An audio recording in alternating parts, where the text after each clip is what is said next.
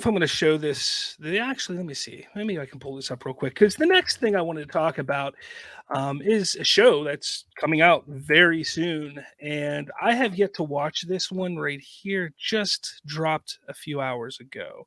So let me. So Moon Knight. Moon Knight is kind of building up right now. The hype is building. It's coming out at the end of this month, just in about 10. What is it? 10 days from now. Was it the 23rd? I 30th. thought I was just about to say. I think it was the 30th, more towards 30th. like the end of the month. Yep.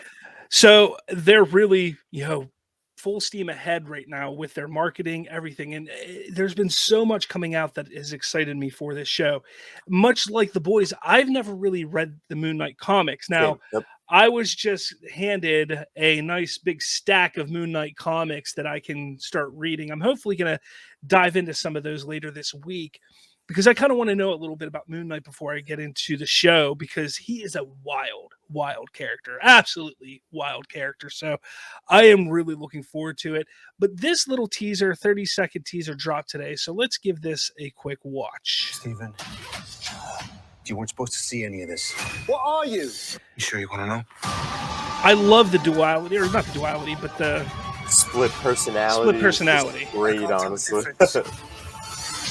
Between my waking life and dreams.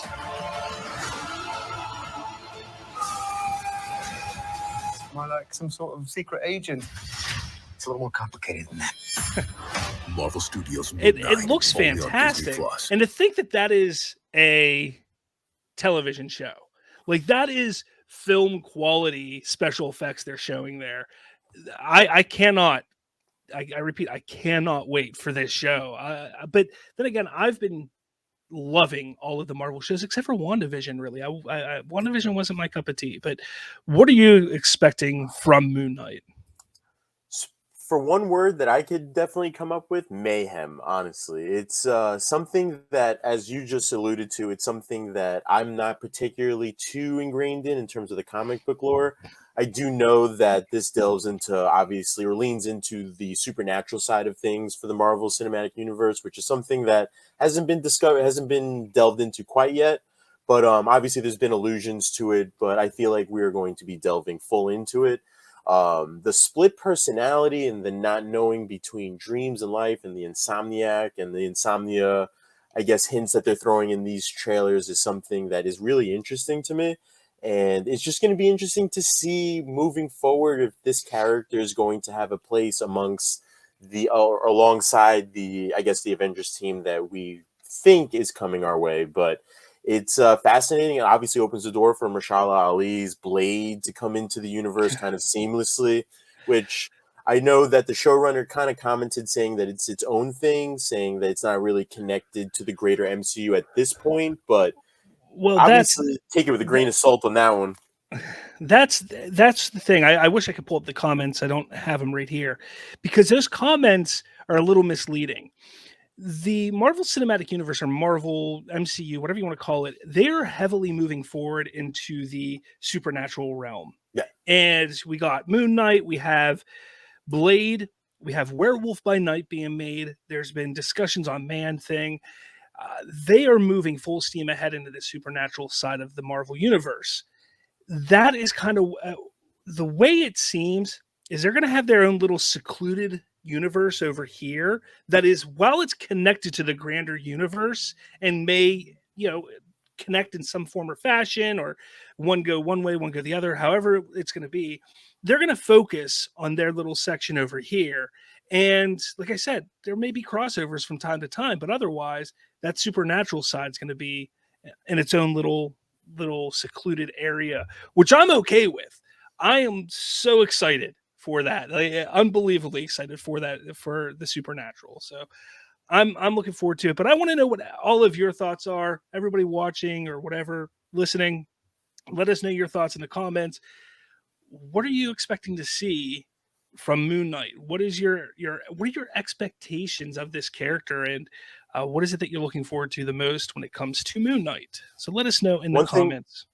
One thing I do want to say is the person in charge of making the posters for this show and for making the teasers and the little Disney Plus leaping into the moon, definitely deserves to be on the Marvel team for the foreseeable future, because I think it was the Mr. Knight poster from a couple weeks ago that was just stunning to me. I felt like the cinematography behind it and just the overall feel and nature of the suit, and then the Moon Knight suit, and then just having Steven in one of the regular posters, I thought was just a great articulation of all three sides that we're going to be introduced to. Me personally, I cannot wait to see the Mr. Knight, I guess, persona. Seems like that's probably the most interesting one, but I'm just excited in general for the show. I have very high expectations because, as you said, most of the Disney Plus shows that we've gotten, while have not been groundbreaking in terms of furthering the MCU, with a couple of exceptions, obviously, I feel like each show has had its own story and quality to it that really attributes it to more of a cinematic feel rather than, I guess, a low budget feel. So I definitely see Marvel leaning more into the Disney Plus side, and I cannot wait to see what Moon Knight has in store for us, honestly. Yeah, I think it's going to be fantastic. I really do. All right. Next thing that we're going to move on to, and coming from the Culture Nerd again, courtesy of Mr. Kenneth Yambo right over there, is this little bit about Deadpool. So finally, Deadpool 3 is moving in the right direction. Finally, we have a director attached to the project, which I'm all for this director. I think he did a fantastic job with Free Guy. But we got Shawn Levy or Levy, I don't know the correct way to say it. I'm terrible with names. Directing Ryan Reynolds once again, but this time he will be directing him as Deadpool in Deadpool 3. I want to get your thoughts on this. I just kind of went off on my own here, how much I love this idea and the combo of these two I felt was fantastic in Free Guy. Now that is a bit more family friendly, right, than say Deadpool. But I think Shawn Levy understands Ryan Reynolds' mannerisms, his acting, and I think that they work well together. So I think it's going to be a good combination. What do you think? So I just recently saw The Adam Project, which is their newest collaboration, I guess, on Netflix. And to say that the writing was superb is, I feel like, an understatement, honestly. The child version or the younger version of Ryan Reynolds was written so incredibly hilarious that I feel like he's going to be able to naturally capture Ryan Reynolds', I guess, demeanor of the character. Obviously, where we will see him pop up is going to be a little interesting to me. I guess that's the main question that my article poses. Is it's going to be interesting to see how Marvel kind of moves forward with Deadpool. You know, you don't really know what's going to happen with Doctor Strange in the Multiverse of Madness, but a lot of fans have pointed to that being some sort of the ending of that film being some sort of, let's pick a character from this universe, pick a character from that universe, and try to just fold it into the Marvel Cinematic Universe. But it's going to be quite interesting to see how Deadpool is incorporated into the family-friendly sort of environment that the Marvel Universe has kind of settled itself into. I know they're trying to expand the universe beyond just what we've known, so could be very well possibly be that we have Deadpool kind of acknowledge it in a way during Deadpool 3, where it's like, hey, Marvel brought me in for this, but, you know, for my solo films, I'm just going to be in my own universe. But it's going to be interesting to see moving forward how they will incorporate him into the universe, because me personally speaking, I think he's just such a bankable character at this point that it's kind of, what's the word for it? It would be a missed opportunity for Marvel to just have him operate in his own world where he could be incorporated with the greater universe that we've come to know and love. And I just honestly can't wait to see what they do. I know Kevin Feige has some sort of plan for it, so it'd be interesting to see how they do it moving forward, honestly. Yeah, you know, the thing I take a look at with this whole Deadpool being brought in the MCU, and you kind of said it best there, is he's going to be able to live in his own films and be as raunchy and dirty and inappropriate as he wants to over there. He can still fit the PG-13 scope of the regular Marvel films if he's utilized properly. And I think, you know, and this is, I guess, a rumor. I know that there's been a lot of back and forth on it. Is he going to be in Doctor Strange in the Multiverse of Madness? I have heard for quite some time that he will be in that movie. Things can change, but I've heard from a couple reliable people that he will be in Doctor Strange in some form or fashion. Now, with that, I think he's going to be used sparingly there, and it's just going to be the introduction. It's going to be, oh, look, he's in the Marvel Cinematic Universe now.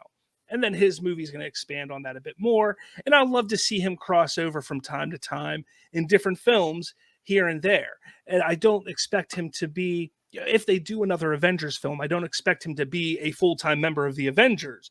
But could he show up in an Avengers movie in a comedic moment? Absolutely. Right. And that would work best for his character with that PG-13 rating in mind. The one thing that I didn't mention is Rhett Reese and Paul Wernick, who scripted the other Deadpool films. They are now working on Deadpool 3, replacing Wendy Molyneux and Lindsay Molyneux-Loughlin. The two that were originally attached to it were working with Reynolds for quite some time, if I'm not mistaken. And it looks like now they're bringing Rhett Reese and Paul Wernick back into the mix to... which I think is for the better, for sure. Because obviously with their grip on the character, given the first two films, I personally thought the first film was a lot more funnier than the second film. But given the amount of context that they had to introduce with Josh Brolin's character and then Domino and then the whole X-Force, I thought they balanced it relatively well. So I think it's going to be, I guess the familiarity is going to be something that Ryan Reynolds will obviously use to his advantage.